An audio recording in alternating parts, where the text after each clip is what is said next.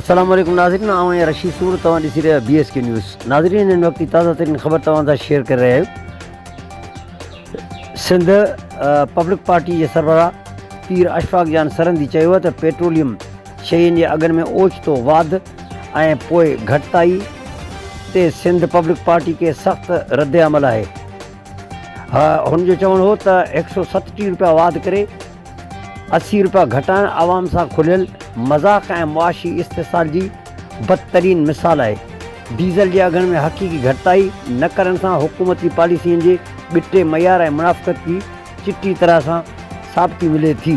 हुन वधीक चयो त पॉलिसियूं मुकमल तौर ते अवाम दुश्मन आहिनि, जिन जो सिधो असरु ग़रीब, मिसकीन ऐं रोज़ानी उजरत जे कमु कंदड़ माण्हुनि ते पइजी रहियो आहे ऐं जेली मेंढर ते क़ाइमु हुकुमरान अवाम खे जीअण जो हक़ बि ॾियण लाइ तयारु नाहिनि ऐं संदन हर फ़ैसिले सां महांगाई जो नओं तूफ़ान जनम वठी रहियो आहे।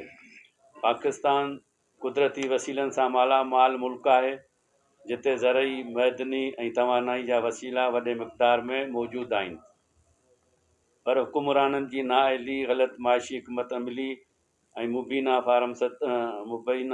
फारम 47 ज़रिए थियल हुकुमरानी मुल्क खे तरक़ी बदिरां माशी तबाही तरफ़ धिके छॾियो आहे।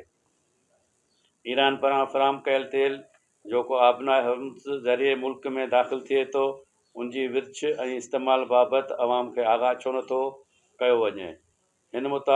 असां मुतालबो कयूं था त तवानाई जे शोबे में मुकमल शफ़ाफ़ियत आंदी वञे ऐं सस्ती तवानाई जा वसीला सिधी तरह अवाम ताईं पहुचाया वञनि।